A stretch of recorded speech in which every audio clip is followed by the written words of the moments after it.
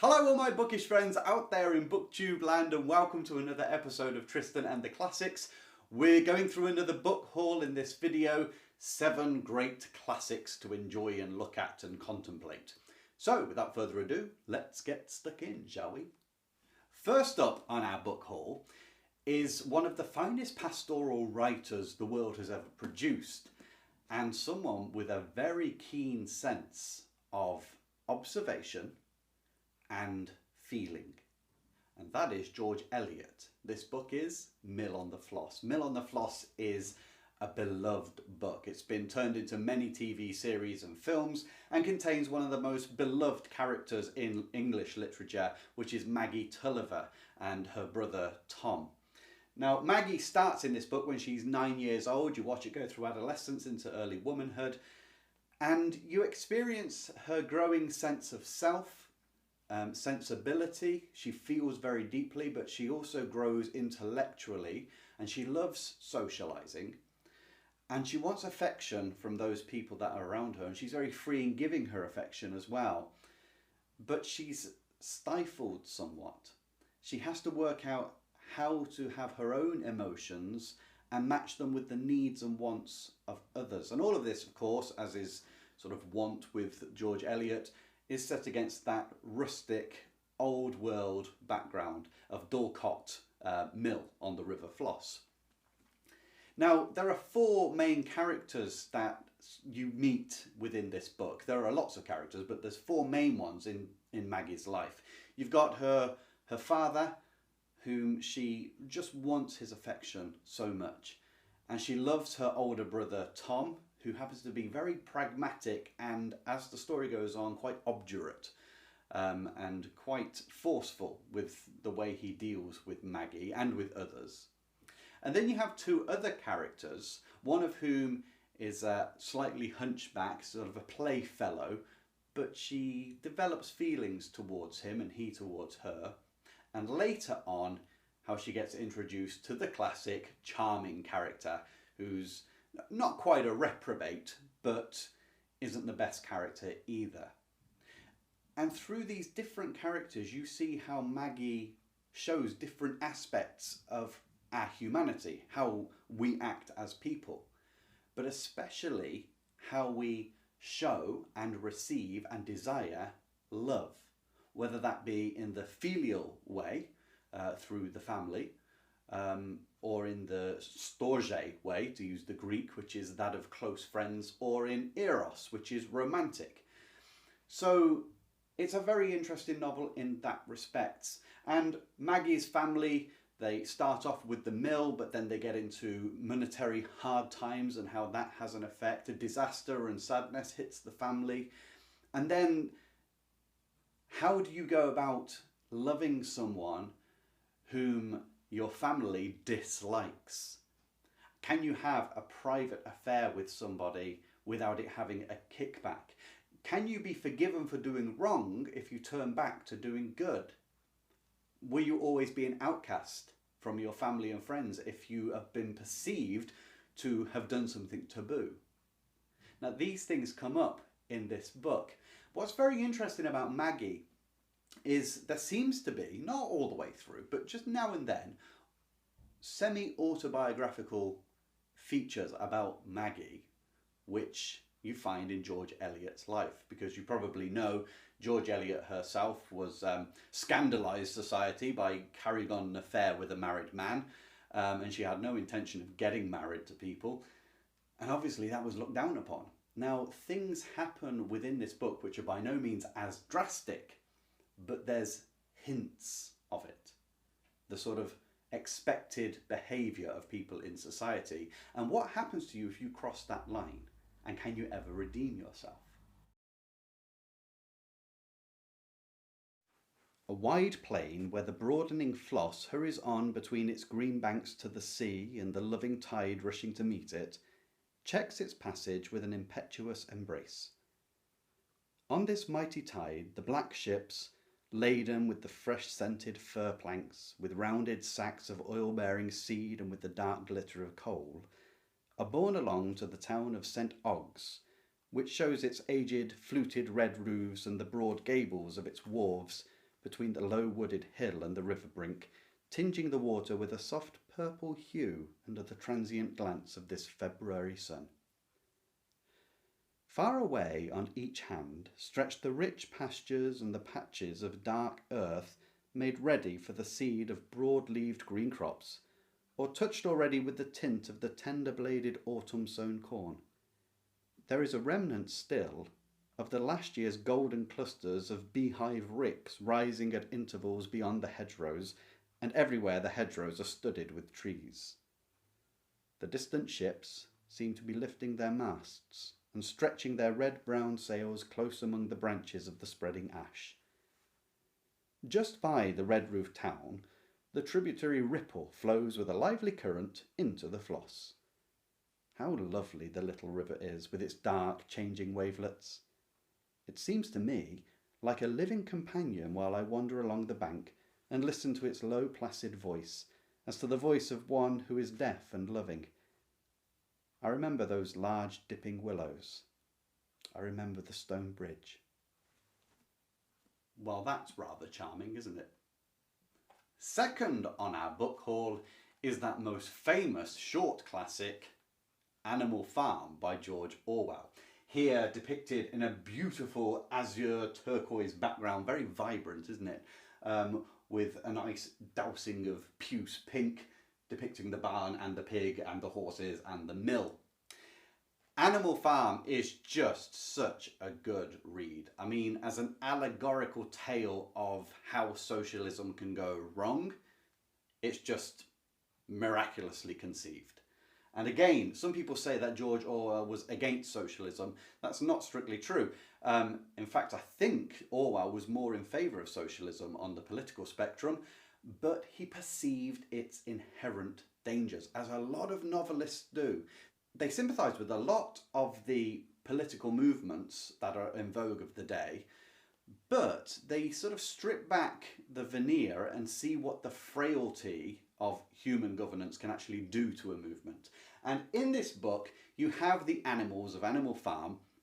The humans who run the place are shifted out, and they want to set up a commune where all the animals are equal and they all do things together for the farm for the benefit of everybody else. But of course, to make decisions, you need some kind of reigning body, someone that makes the correct choice, that's clever, that's intellectual, that can present themselves well and keep order. And that in the book is the pigs. The pigs are intelligent and they start making the laws for their new society, their new commune on Animal Farm. But then what happens when someone gets power, even in a society which is meant to be equal? And this is the classic phrase, all animals are equal, but some are more equal than others. And the sort of breakdown amongst the animals as injustice still abounds, how one evil has been replaced by another evil. It's just such a clever book, and it's such a straightforward and simple plot that I can't really say any more about it than I already have said without giving any spoilers away. This book weighs in at, 100 pages? 102 pages, so it's short. You can get through it in a day or two, and believe me, you will be amazed at just how brilliant an idea Orwell has conceived here. To take something that is real in life and put it into an almost Aesop-like fable to give us a moral lesson or a moral warning of the dangers of governance. So that was number 2, Animal Farm by George Orwell. Mr. Jones of the Manor Farm had locked the henhouse for the night, but was too drunk to remember to shut the potholes. With the ring of light from his lantern dancing from side to side, he lurched across the yard, kicked off his boots at the back door, drew himself a last glass of beer from the barrel in the scullery, and made his way up to bed, where Mrs. Jones was already snoring. Third in our book haul is an 18th century classic which had a remarkable effect on the growth of the romantic ideal, and that is The Sorrows of Young Werther by Werther. The great thing about this is that it rhymes. Anyway, The Sorrows of Young Werther, again, another short book. Again, we're looking at not much more than 100 pages. And in this tale, you have young Werther himself describing everything in an epistolary fashion, so through letters to another friend. And he's describing how he's moved into this countryside village where he's fallen in love with the rustic way of life, the peasants and how they live and how they dress. This is an important feature. But he meets a girl there called Charlotte, or Lotte, as he likes to call her. And he falls in love with her. He really gets close to her quite quickly, only to discover, dun dun dun, that she's already engaged to marry somebody. And naturally, this puts a bit of a spoiler on things for Werther, and he goes mooning about the place, feeling all sorry for himself. He even tries to go away for a while and accounts his efforts of moving somewhere else and visiting friends there, but things go wrong for him there as well. And he accounts this constant growing glumness of life. Well, glumness is the wrong word because that makes it sound very dowdy, sort of a beige bit of writing. The hardships of life, the emotional hammer blow of unrequited love is the real underpinning of all of this book. And then when he finally returns, well, you'll see what's happened pertaining to Charlotte and her affianced. You've got this love triangle which cannot seem to be worked out neatly. There's no getting away from the feelings of everybody that are involved, because he's also a friend of the person who is affianced to Lotte. Now, the impact of this book, I'm going to say no more with that because I don't want any spoilers, but the impact of this book was just remarkable. Considering that Werther wrote this book in like 6 weeks, I think it was, Napoleon thought it was marvellous. When he went on his journey to Egypt to fight the Turks over there, he carried this book with him. And it gave birth to the Werther movement, or the Werther effect, Wertherism, I suppose you could call it, where young men of the day started to act and feel and dress like Werther. They used to sort of moon about showing how sensible they were and how deeply in love they were and how romantic they were. And they used to mimic things that Werther did. So much so that it disturbed quite a lot of the government officials in various countries, and I believe that in Denmark and Italy the book was banned, not because there's anything objectionable about what's being talked about, but because the youth seem to have gone off the deep end, just copying Werther. And it's something we see today. People copy their favourite band, don't they? They want to be the modern heroes of the day, and they imitate them in the way that they dress, the way that they speak. Now, we understand that because we've got media, so we're exposed to it all the time. But imagine back then, a book having such a powerful effect. And the book is sort of the Sturm und Drang movement in literature. So the storm and desire, this kickback against the highly restricted aesthetic idea of the Enlightenment and rationalism, but rather just the primitive drive that comes up from the well of the soul. And that's what you get in this book. Franz Kafka said, absolutely read this book. I'm not sure that's much of a recommendation because Kafka, well, I sometimes wonder whether he was sane, but nonetheless, a brilliant writer says, read this book. And, if Napoleon carries it round, he must have had something good about it. So there you go. The Sorrows of Young Werther by Werther. How happy I am to be gone. Best of friends, what is the heart of man? To forsake you, whom I love so much, from whom I was inseparable, and be happy. I know you will forgive me for it. Were not my other associations so chosen by fate as to make a heart like mine uneasy? Poor Leonore. And yet it was not my fault. Could I help it that while the compelling charms of her sister gave me agreeable entertainment, that poor heart developed its own passion? And yet, am I quite without fault? Did I not nourish her feelings? Did I not myself delight in those wholly authentic manifestations of nature which so often made us laugh, little laughable as they were? Did I not? Oh, what is man that he has a right to lament what he is? I will, dear friend, I promise you I will reform, will no longer harp on the misfortunes with which fate presents us, as I have always done. I will enjoy the present, and the past shall be past.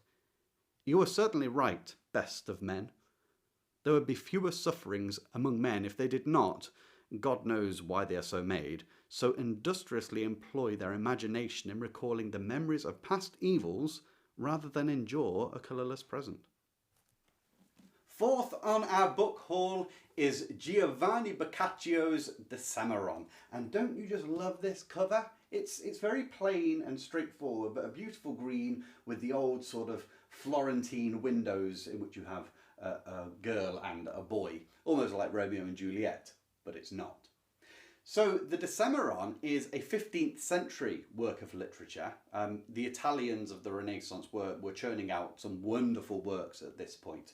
And Boccaccio himself was highly affected by Dante Alighieri's Inferno, Paradiso, those things. The idea of this book is you have 7 girls and 3 boys running away from Florence because there's a plague, and they take up residence in this villa in the countryside.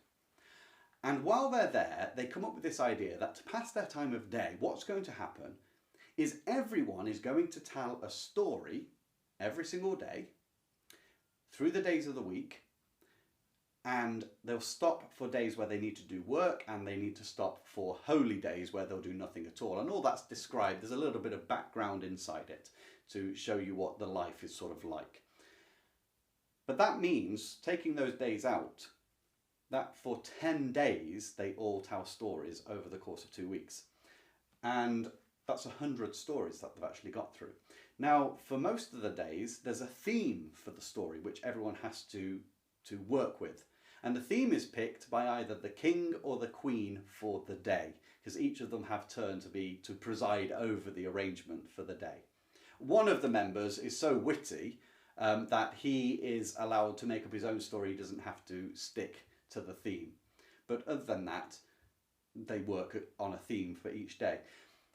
What's strange and amazing about this book is that although the stories are individual, like the Canterbury Tales by Geoffrey Chaucer, who was inspired by this, by the way, they actually round out to make a full singular story as well, because the themes, motifs, characters that you find in these little stories keep coming back and they're developed upon.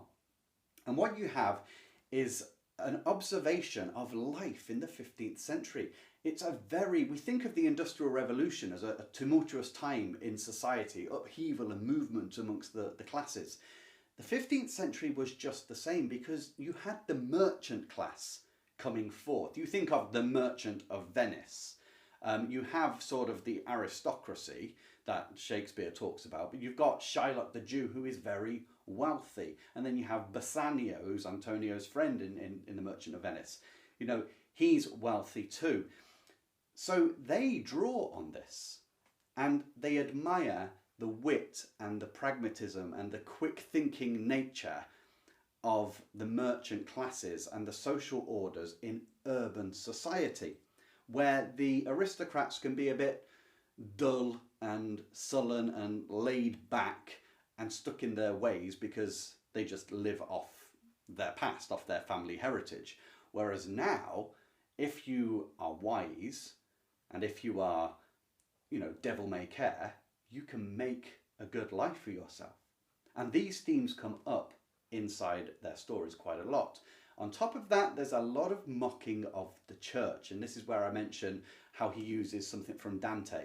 The church members of the clergy, they used to like to teach by allegory quite a lot. They had a formula for expressing ideas, and Boccaccio sort of takes that and makes it a bit ridiculous and sort of despises the clergymen because they're so greedy and lustful. The things that they speak about not doing in the pulpit is exactly what they're doing. And of course, this was true the whole world over.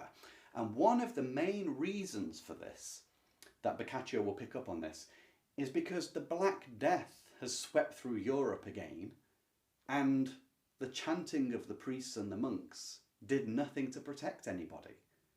And so people have sort of got a negative view of the clergy at this point. They have their fat paunches, they have their gold florins and sovereigns, they have their mansions to live in, while everyone else was dying through bubonic plague. And none of the prayers worked. And so Boccaccio ridicules them. The whole group of them ridicule people who normally are respected in society, including the nobles as well. This book was influential going forward because I've mentioned Geoffrey Chaucer was influenced by it. It also affected that queen. Who's the queen? Marguerite. Is it Marguerite of Nevers? Anyway, there was a queen of Nevers, I'm sure it was Marguerite, in sort of Henry VIII's day. So the 16th century, she wrote the Decameron, which again is a collection of stories of people telling stories to entertain each other. That was heavily influenced by the Decameron by Boccaccio. And so this is sort of one of the cornerstones of modern literature, you could say. It's where the novel begins to find its feet. So yes, there's the next book in the book haul, Decameron by Giovanni Boccaccio. Since it crosses my mind, dear ladies, how tender you all are by nature, I realise that this present work will seem to you to be starting off very seriously, indeed unpleasantly. For I must begin with a sad recollection of the recent deadly plague, disastrous to all those who saw it or heard about it. But I should hate this to put you off from going any further, as if everything you read will be to the accompaniment of sighs and tears. No, as you approach this horrible beginning, you are like walkers faced with a steep and rugged mountain, beyond which there stretches a lovely, delightful plain, all the more pleasing after the difficulties of the climb and the descent. And just as happiness always ends in distress, so sorrow is overcome by joy. Next up in a book haul is an author who I particularly like, but he's not everybody's cup of tea. But this book is quite different for this author, and it is The Secret Agent by Joseph Conrad. Absolutely wonderful. I don't know if you can see this, if the camera will focus, but great cover with a bowler hat, dynamite and some pistols. The bowler hat because it's set in London, so the typical bowler of the British. This is different for Joseph Conrad because Conrad does a lot of things at sea. Now, he does have city novels, Nostromo being one of them, but that's more akin to his seafaring works than this. The Secret Agent is actually based on a real event which Conrad has just sort of fleshed out. It was the attempted bombing of Greenwich Observatory in 1884, I think it was.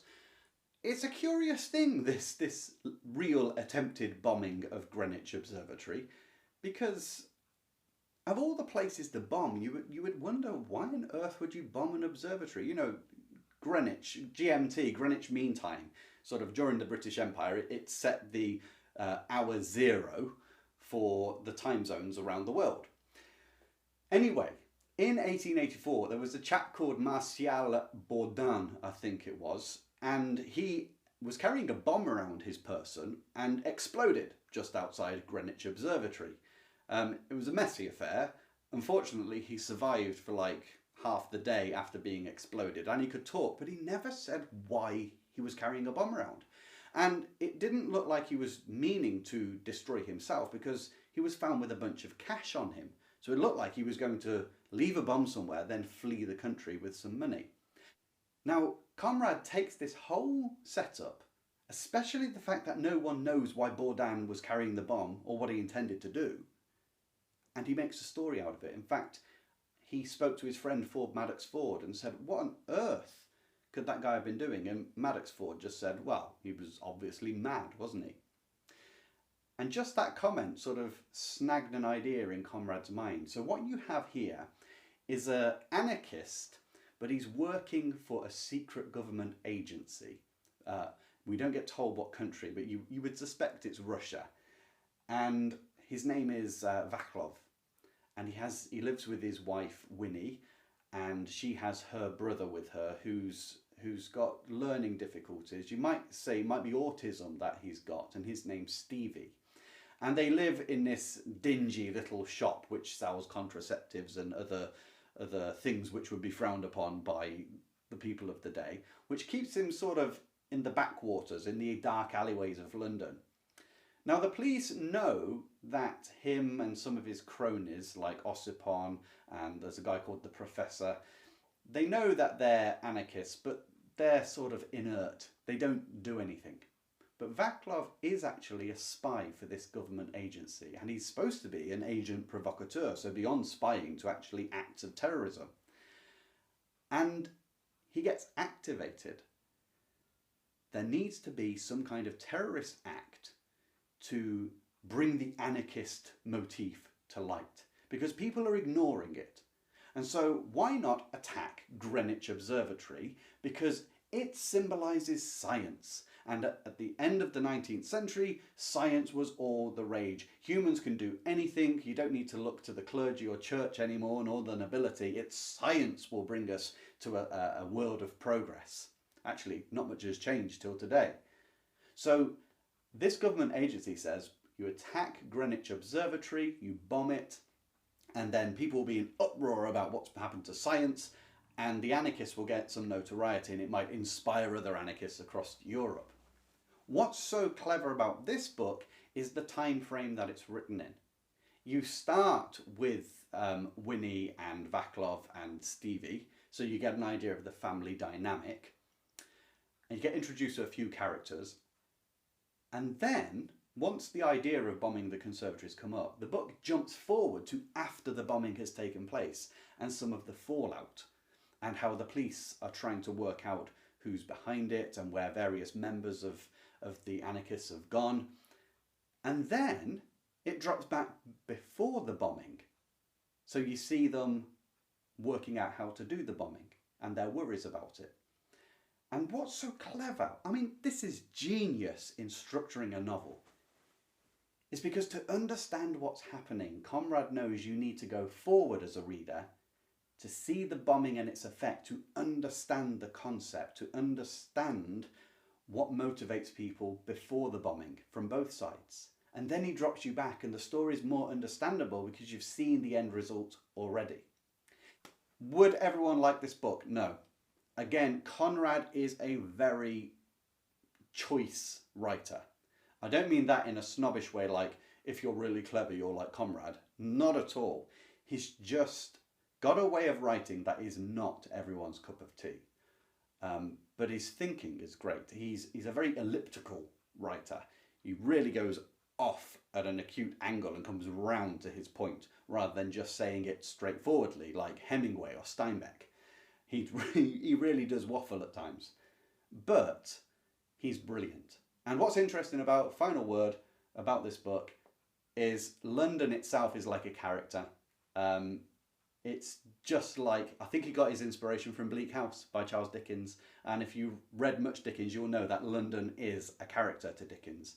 And you feel, although it's more modern, you feel that throbbing, pullulating movement or morass that is London, with all its dark alleyways and its fog. So that was the next book, Secret Agent by Joseph Conrad. Mr. Verloc, going out in the morning, left his shop nominally in charge of his brother-in-law. It could be done because there was very little business at any time, and practically none at all before the evening. Mr. Verloc cared but little about his ostensible business, and moreover, his wife was in charge of his brother-in-law. In sixth place in our book haul for this month is another George Orwell, 1984. Again, like the other one, in a very vivid shock of colour. In fact, the same two colours. It's that same sort of puce pink and the azurish blue, but in reverse. What a book. I mean, what a book.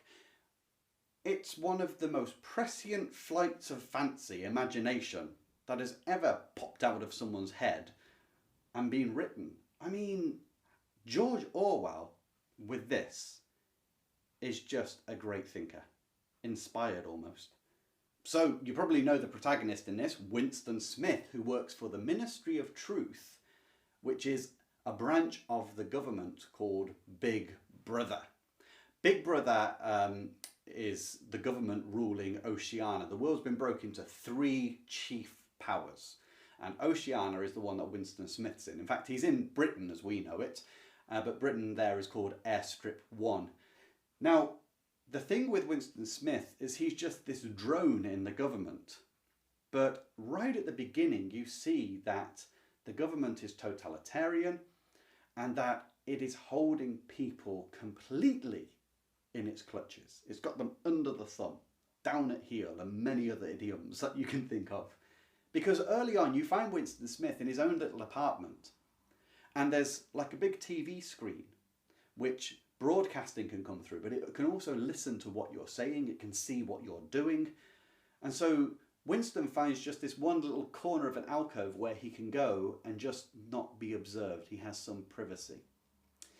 Now, as the story progresses, you'll find problems that Winston comes up against. For instance, he works in the tabloid area, the journalism area.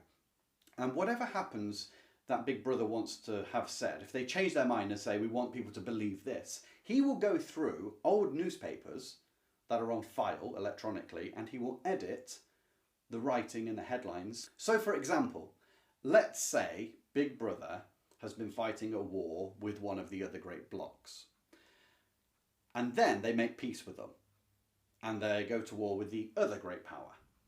Winston's job would be to go through the old records that say how much we hate the first power and change it to say that we've always been at peace with them and we've always been at war with the other power. So that people, even though they've lived through the truth, they're hammered with the point so much that they have to believe a lie. And if you hold to the fact that, no, I remember that it's different, the history they're telling was different to what they're saying, that's called thought crime. And you have the thought police. And you have double think, where you can think 2 contradictory things at the same time. And you have newspeak as well, which is no less than political correctness.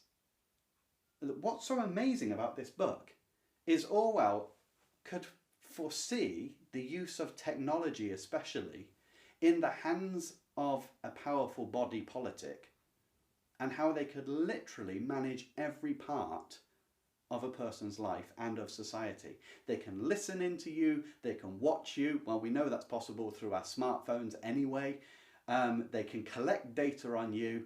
They can change the angle of a story, what we would call spin doctoring now. And they can unperson someone who dissents, so to make you the other. It's really remarkable what Orwell perceived could be done. And I just don't have words for how brilliant the mind of an author is to write something like this. And then we get to the 21st century when we have the technology to do it. And there are elements of it that all of us recognise. In fact, like Winston Smith at the beginning of the story, I think all of us know that feeling of, I just want some privacy where I can't be observed. But it's practically impossible in this day and age. Wow, I mean, what a book to come up with an ability to see the future. It's the ultimate dystopian novel, and it's the most accurate one, and every other dystopian novel is a pale imitation to 1984. No matter how enjoyable they are never as good as this. It was a bright, cold day in April, and the clocks were striking 13. Winston Smith, his chin nuzzled into his breast in an effort to escape the vile wind, slipped quickly through the glass doors of Victory Mansions, though not quickly enough to prevent a swirl of gritty dust from entering along with him. The last book in this book haul is from that great authoress again, George Eliot, and it is her masterpiece, Middlemarch. Middlemarch is a book I've not read, but I've known about it forever, and I should have read it because I'm from that area in the world. I'm from Coventry, so George Eliot was born a stone's throw away from where I was, and this is based on a particular area of Coventry. She calls it Middlemarch, but I believe it was Foleshill, which is a little suburb. Anyway, this book has been called the greatest work of realist fiction ever written, and it's got the greatest sweep of the change in society, moving from the old orthodox way of doing things to the newfangled industrial, modernistic ways of approaching life. Because of course urban sprawl was happening, the countryside was dwindling, more people going to the cities. One thing that's been pointed out about this book is that it covers practically every topic that is of interest to a person. So art, the humanities, sociology, politics, religion, science, all those things are captured in this book through the various characters within Middlemarch themselves. So you have those who are idealistic, like I think her name's Dorothy Brooke, and you have those who are politically fervent, like the young doctor who wants to reform everything. And then you've got scholarly people, and then you've got others who are into love and whatever it may be. All the passions that excite humankind are found in the characters, but also how they work together, sort of either with each other or sort of counter to each other, as they've all got their own interests and intrigues. And she just takes, like Tolstoy, takes a slice of life and hands it to you. Miss Brooke had that kind of beauty which seems to be thrown into relief by poor dress. Her hand and wrist were so finely formed that she could wear sleeves not less bare of style than those in which the Blessed Virgin appeared to Italian painters.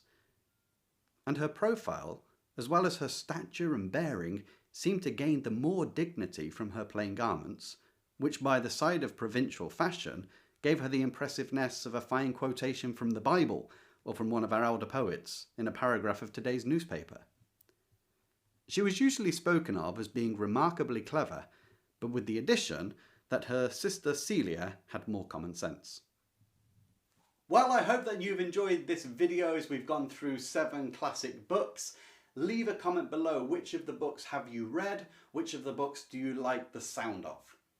Until the next video, I wish you joy in your reading.